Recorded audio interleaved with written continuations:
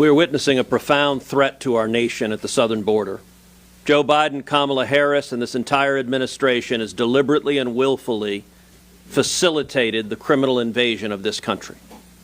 It is a humanitarian crisis. It is a public safety crisis. It is a national security crisis. When Alejandro Mayorkas last testified before the Senate Judiciary Committee, I asked him how many migrants died last year crossing into this country. He said, I don't know. Of course he didn't. The number is 853, but this administration doesn't care about the body bags that their open borders are producing. When Joe Biden stood before Congress and gave the State of the Union address, he had planned in his remarks not to say a word about Laken Riley, the beautiful 22-year-old woman, the nursing student in Georgia, murdered by an illegal alien Joe Biden and Alejandro Mayorkas released into this country. When Biden gave his State of the Union address, he didn't mention the name Jeremy Caceres, the 2-year-old little boy murdered just miles away from here in Prince George's County, again by an illegal alien, that Joe Biden and Alejandro Mayorkas released into this country. He also didn't mention the Haitian illegal immigrant that Joe Biden and Alejandro Mayorkas flew from Haiti to America, released, who then violently raped a 15-year-old girl in Boston, Massachusetts, who was severely disabled. What we are witnessing is evil. It is wrong. That is why the House of Representatives impeached Alejandro Mayorkas, because he has aided and abetted the criminal invasion of this United States. And yet Chuck Schumer and the Democrats don't want to talk about it.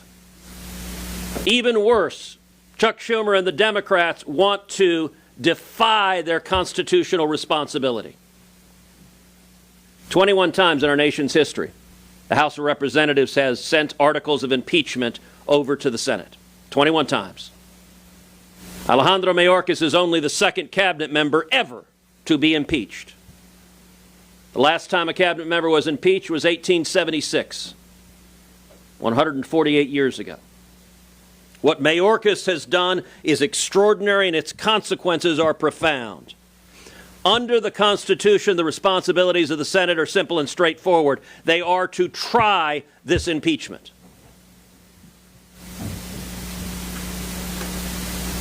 Chuck Schumer doesn't want to do that.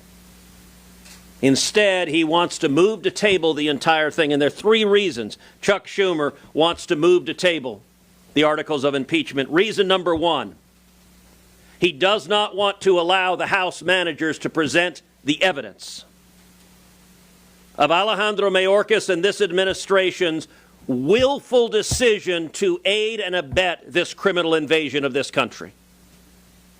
The second reason Schumer wants to table the articles of impeachment is he does not want a trial. He does not want the American people to see the facts. When each of us lay out the facts of what's going on, no Democrat argues. There's not another side. They don't defend it and say, no, it's great. Don't worry about the people who are dying. Don't worry about the children being raped. Don't worry about the Mexican drug cartels making billions of dollars. The Democrats have no response. Their response is they count on the media not to report it. That's their entire strategy. And the third reason Schumer wants to table these articles of impeachment is he does not want Senate Democrats, particularly those on the ballot in November, to vote guilty or not guilty, because it is indisputable Alejandro Mayorkas is guilty.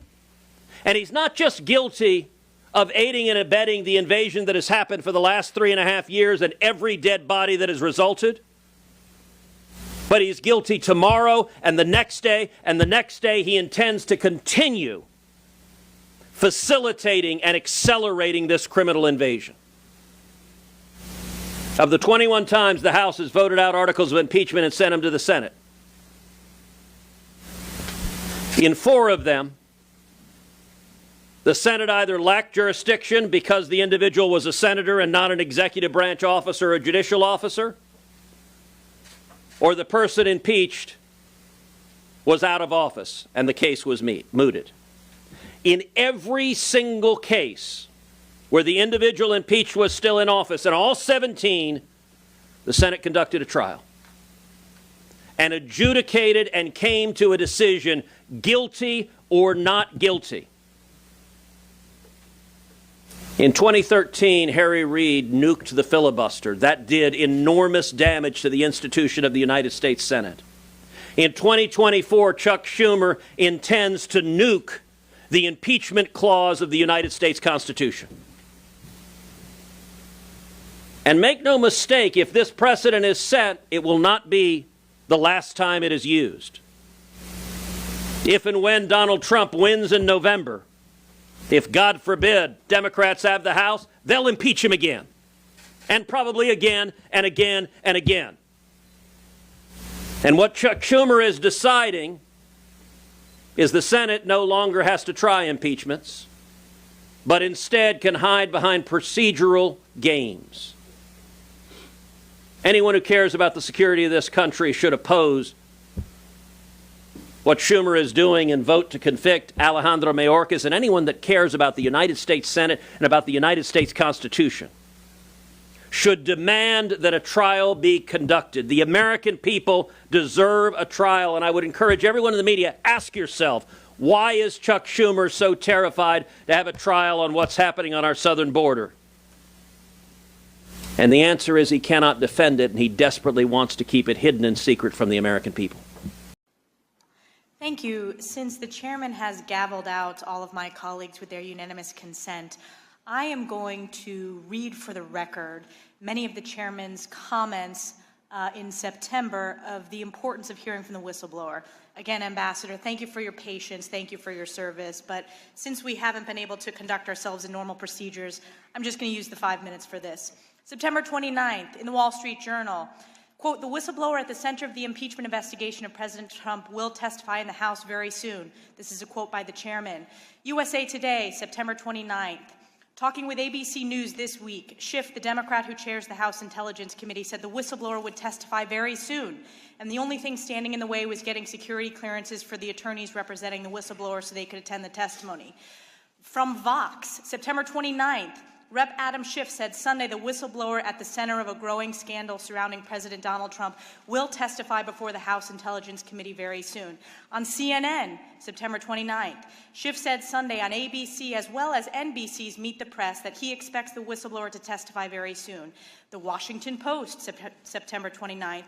In an appearance on ABC News this week, Schiff echoed Pelosi's message. He also said he expected the Intelligence Committee to hear from the whistleblower very soon, pending a security clearance from Acting Director of National Intelligence Joseph Maguire. In the Huffington Post, Schiff told ABC's This Week that he expects the whistleblower to appear before this committee very soon. In the New York Post, quote, "We'll get the unfiltered testimony of that whistleblower."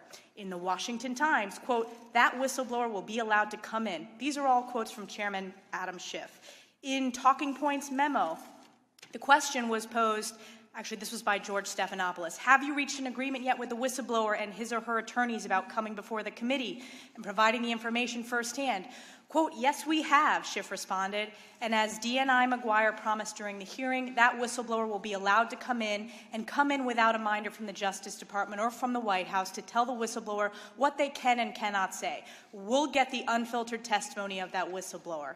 In Daily Kos, "We're ready to hear from the whistleblower as soon as that is done, and we'll keep obviously riding shotgun to make sure that the acting director doesn't delay in that clearance process." In CNBC, "We'll get the unfiltered testimony of that whistleblower." In Market Watch, House Intelligence Committee Chairman Adam Schiff said Sunday that an agreement has been reached under which the whistleblower will testify before the committee very soon. I can keep going, but again, the chairman refused to allow us to put these into the record with unanimous consent. So I've read those out, and as we know, it is important to protect whistleblowers from retaliation and from firing, and we want to make sure whistleblowers are able to come forward. But in this case, the fact that we are getting criticized by Chairman Adam Schiff for statements that he himself made early on in this process shows the duplicity and just the abuse of power that we are continuing to see. With a minute 54 seconds left, I'll yield to my colleague, Mr. for joining us today. Secretary Carson, in December 2017, you delivered a keynote at the Manhattan Institute where you stated, quote, "The war on poverty sometimes conflicted with the war on drugs, which often dealt harshly with nonviolent offenders, taking men away from their families and disproportionately affecting minority communities." Are these your words? Yes. Do you acknowledge that the war on drugs disproportionately impacted Black communities and communities of color, despite marijuana and other drug use levels being comparable to white communities? Traditionally, that has been the case. And I see here, are you also aware that when a formerly incarcerated person is homeless, there's a 60% chance that they will be rearrested? But if that same person has access to housing, the percentage drops to 29%. Housing is one of the factors that is beneficial in preventing recidivism. Mm-hmm. I'm concerned here that the war on drugs has not been solely limited to incarceration, and that the negative impact of the war on drugs has not been limited to incarceration. But also we had legislated rippling effects that also seems to have been codified in our housing system. Are you aware of HUD's one-strike rule, which evicts tenants for a single incidence of criminal activity, no matter how minor, with no holistic review? There is the ability of local jurisdictions to alter that rule. Mm-hmm. But federally, this provision still persists, correct? As far as I know, it's still intact. Mm-hmm.